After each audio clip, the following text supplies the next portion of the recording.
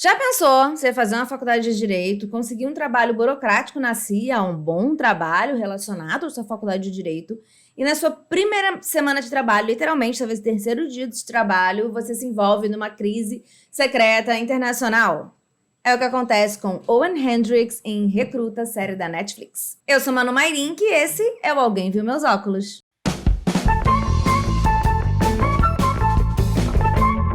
Recruta é uma coisa assim, meio ação, meio comédia, e traz o Noah Centineo no papel do protagonista Owen Hendricks. Você já deve conhecer o Noah de produções como Para Todos os Garotos que Amei, também da Netflix. Eu, por exemplo, nunca assisti, mas eu sei que o Noah existe, sei que todo mundo gosta do Noah, que ele é muito bonitinho e tudo mais. Nessa série tudo parece meio mentiroso, mas Recruta é realmente inspirado em relatos reais do jornalista e ex-advogado da CIA, o Adam Ciralsky, que é um dos produtores executivos da atração. Welcome to the CIA. How long have you been here? 10 minutes, but you're a very busy man. I get it. You're running the whole operation. You mean how long I've been working here? About 2 days. Na história, o Owen ele é sacaneado por alguns amigos que empurram pra ele um trabalho super chato, né? Uma galera que já tá há mais tempo, pega assim, um novato, empurra pra ele um trabalho chato que é ler cartas que são enviadas pra CIA com supostas ameaças. E aí ele vai entender o que eles são realmente, ameaças à agência ou ameaças nacionais, e o que é só lero-lero lusco-fusco. E é assim que ele acaba chegando na correspondência de uma ex-agente da CIA, que é a Max Melazzi. A Max planeja expor todos os segredos que ela sabe se a CIA, se a agência não ajudá-la a sair da prisão, né? Ela tá presa por ter matado um homem, e na série a gente vai entender exatamente as circunstâncias em que esse assassinato aconteceu, como a gente vai conhecer melhor quem é a Max, mas ela ameaça, fala, se vocês não me ajudarem a sair daqui, voltar pra casa, olha quanto serviço eu prestei a vocês, eu vou contar tudo que sei.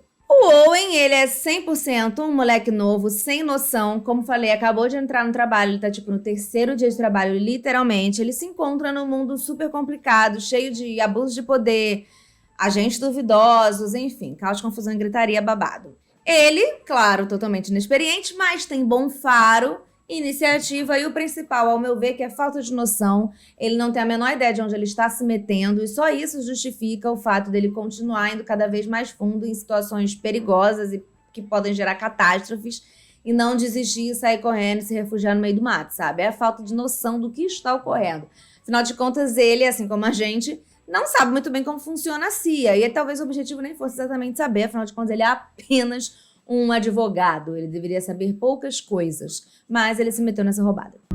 What the hell is this? Every letter is from someone threatening to expose classified information if we don't help them. You're the lawyer. Figure it out. E como na CIA, na agência, em casos assim, as coisas precisam ser bem secretas, ficar bem escondidas, contadas na hora certa, a gente, junto com o Owen, vai sabendo as coisas ali no mesmo tempo, mais ou menos, né? Ele vai descobrindo, entendendo como as coisas acontecem, e a gente também. É uma grande série? Não vou dizer que é. Embora existam relatos de fãs de Noah Centineo dizendo o contrário. Afinal de contas, essas fãs já estão... sempre estiveram acostumadas, né, a ver o Noah em comédias românticas e estavam ansiosas para assistir o ator em outro tipo de produção. Então ficaram muito animadas em ver o cara em ação, né, porque tem muita cena de ação e tudo mais. Ficaram muito animadas, então isso foi o suficiente para que essa série ganhasse, né, bastante repercussão.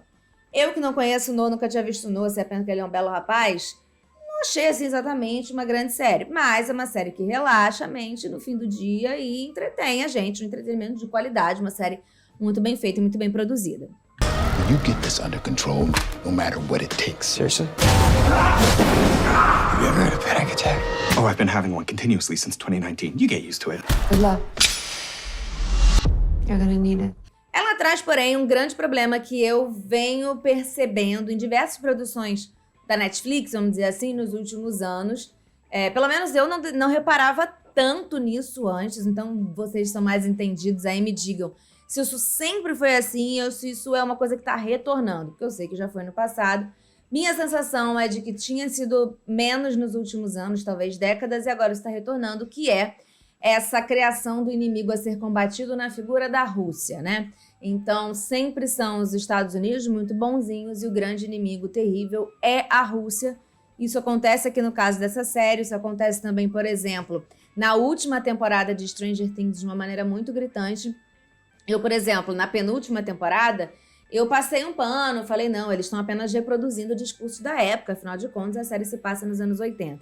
Mas na última acho que isso ficou muito descarado, algumas coisas absolutamente desnecessárias, se não fosse esse o objetivo de criar esse inimigo na figura da Rússia, dos terríveis e abomináveis comunistas. Também não estou aqui passando pano para a Rússia, dizendo a Rússia é linda e maravilhosa. Não, estou querendo dizer exatamente isso. A Rússia não é tão terrível quanto dizem e os Estados Unidos não são tão maravilhosos quanto dizem, nem o contrário, sabe? E os filmes dos Estados Unidos, eles têm muito essa questão de criar um terrível inimigo a ser salvado pelo grande e maravilhoso país Estados Unidos da América, né?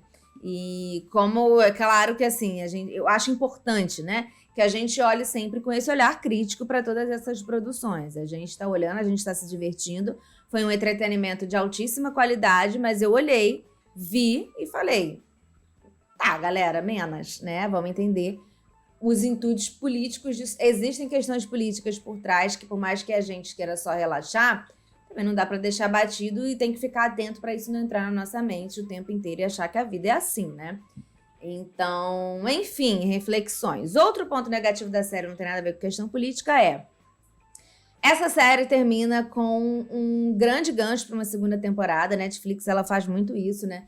Ali nos últimos 3 minutos de série, você acha que a série terminou, tá fechadinha, pim, pim, pim. Aí eles deixam um super gancho, acontece uma reviravolta, super gancho para uma temporada seguinte que você não sabe se vai acontecer. Nem a Netflix sabe se vai acontecer.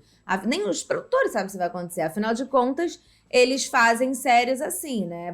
Vai depender das visualizações e não exatamente das visualizações do mundo inteiro, mas principalmente dos Estados Unidos. Então não adianta ela ser uma série muito querida aqui pela gente, que fenômenos como o caso de Sense8, que eles gravaram um episódio final, dificilmente vão se repetir, né? A real é que importa muito a quantidade de visualizações que a série tem nos Estados Unidos. Isso é muito importante para eles. Então, a produção da série, a direção, autores e tal, já disseram que tem muito ainda a ser dito, mas vai depender do que a Netflix vai decidir fazer. Então, assim, eu já me senti muito enganada por muitas vezes pela grande senhora dos streams, que é a Netflix. Então, eu sempre finjo que a série não terminou com gancho, que ela acabou 3 minutos antes e tá tudo muito lindo e muito bonito. É meio que assim. Embora nessa especificamente seja um pouco difícil disso acontecer, porque o gancho ele é necessário para responder muitas questões do restante da série. Enfim, é isso. Espero que vocês tenham gostado do vídeo. Me digam o que acharam de Recruta ou se deu vontade de assistir. Minhas redes sociais estão aqui na descrição. Espero que sigam também nas outras redes. Falo muitas fofocas e também de política. Quero ver vocês lá, quero conversar com vocês. É mais fácil a gente conversar. E também o Pix aqui na descrição para quem quiser ajudar nessa produção de conteúdo que é feita de forma 100% independente. Eu ganho um total de nada para fazer isso aqui, nem do YouTube. Então, assim, quem quiser ajudar e tal, vai ser sempre muito bem-vindo para a gente poder reverter em coisas para o próprio canal, para a própria produção. Ok? É isso. Beijos e até a próxima.